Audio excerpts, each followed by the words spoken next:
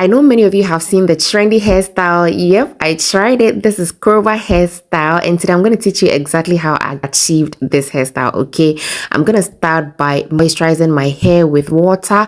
My hair is very coarse and a little bit hard. Okay, so I try to moisturize it with water so that it becomes a little bit softer for me to comb through, and then it's easier for me to manage. And I miss doing ponytails, guys. Maybe my next hairstyle is going to be ponytails. So over here I'm just trying to adjust my mirror. If you don't know how to adjust your mirror or place your mirror to braid your hair, especially when at the back you have to see your back very clearly, I have a video on that. Okay, over here I just did one for me to see how it's going to like look on me. Okay, when I started, I didn't really have the courage to do it because I didn't really know how it was going to look on my face, because I've seen so many people do it and they have passed on so many reviews and they don't have like good experiences. So I was just trying to see if it's going to look good on me, and I think it wasn't bad. At the back here, all I'm doing is just trying to feed in the extension, and I'm using Brazilian wool. If you know Brazilian wool very well, you know this is how Brazilian looks like. I didn't show the wool because I feel like it is one of the things I usually do in my videos, so maybe you can check my Brazilian wool hairstyles and see how I stretch Brazilian wool to braid my hair. But if you're into hair, you know this is Brazilian wool. Very, very separated from the strands. The strands are separated from each other. So at the back, I had 13 pieces or 13 strands. The back really doesn't have to be straight or anything like that. I can actually make it straight, but you know, the back is really not my business, and I wasn't also very, very courageous to do this hairstyle, so I was very hesitant. But when I got to the front, I said, well, I have to really do it and let it come out better. So what I did was I wanted it to look like a bulb. Okay, and with a bulb pattern, you need to part your hair in a circular motion. So you see how I am parting it such that I part it downwards towards my face so that it gives me that curvy look, and then it's going to look like a ball when I roll the curls, just like you saw from the beginning, like the main hairstyle. Okay, so that is what I did, and I traced the other side of my hair to meet up at my ear. Okay, I don't know if you're understanding me, but basically that is how I did it for the other side as well. At this part or one part of the hair, I got 6 different strands, and then same as the other part, I also got 6 different strands. So I just used rubber bands to secure the strands so that it guides me on what exactly to do and how to achieve the other side as well. So in total, I have 25 different sections on my head. 12 at my front and then 13 at my back, making 25. Over here, I'm just trying to start braiding, and I'm using gel to clean up the part, and I'm dividing my hair into 3 so that I am able to braid the box braid. Okay, so in order for you to feed in any extension at all, there are so many ways to do it, but for mine, I just braid my hair about twice with box braid, and then I feed in the extension by inserting the strand in between my thumb and then my index finger, and then I hold it or grip it and I flip it over to braid down. With every strand I use or with every section of my hair, I use 2 strands of Brazilian wool, or let me say like the section that I'm using, the reasonable amount of strands I'm using, I go in twice. That's what I'm trying to say. And I braid all the way down and use a lighter to just kind of seal the end, because it's Brazilian wool. It doesn't really have a very rough end.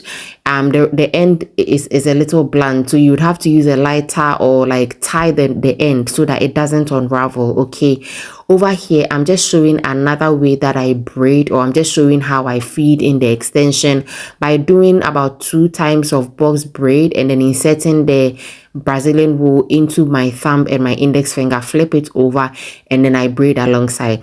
And as you can see, as I'm braiding, I'm also using gel to tame my natural hair so that it doesn't pop out of the extension when I braid it all the way down. Okay, so basically that is how I am doing the feed in, and this is just another way to do it. Just look at it carefully and play over it very carefully, or play over it repeatedly until you get it.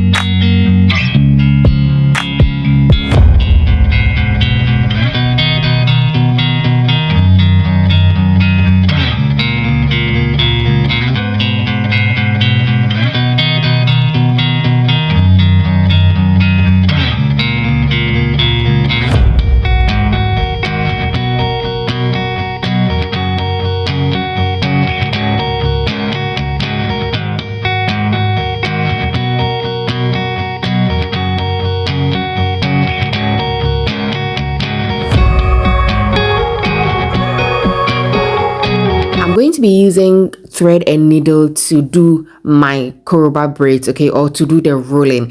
And I'm just trying to put all the hair strands away, and then I'm going to start from the front, guys. This is one thing that I learned whilst I'm doing this hair. I wanted to start from my back, but because of the shape I was going in for, I really wanted it to come appear as a bob or look like a bob. So I had to start from my front so that I'm able to really trace and actually see how the hair is going to be aligned with each other or with each strand. So you can see that when I rolled it to a place that I wanted, like on my forehead. Some people may prefer to roll it up to their cheek or your eye level or over your eyebrows.